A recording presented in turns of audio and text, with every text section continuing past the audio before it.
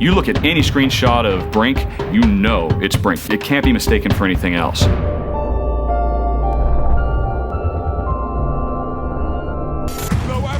When we first started talking about this game, we did kind of have this vision of a super photorealistic game. Well, everyone's done the realistic thing. We didn't want to do something that's done 1,000 times before. It wasn't until Olivier sort of came on board where we actually came along with the ultra-realistic, sort of exaggerated toon style. Olivier and I argued about that stuff for a while. Olivier had this vision for the artistic style of the game, the characters, the environments, and he's stuck with it. They were a bit cautious at the beginning. We are navigating between realism and sometimes a bit more cartoony. Any sort of detail would be oversized.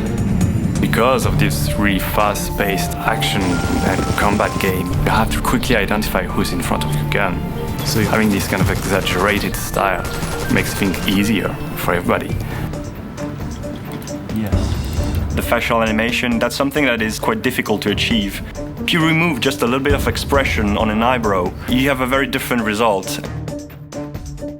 So for the animations, we've been using a type of motion capture, but where you capture at the same time the voice of the actor, the body motion, and the facial expression of the actor.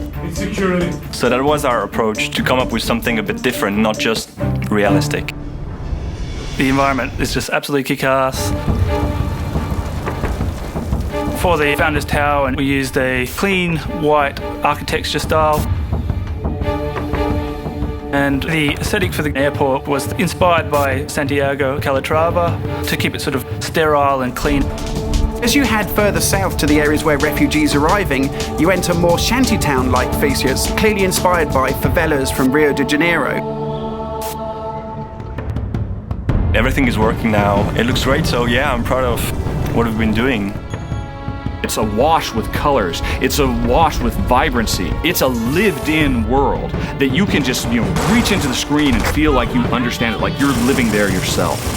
It's absolutely perfect. In fact, right now, Olivier has a huge piece of paper on the back of his screen. We proved that the style was working. Color is back in shooter games.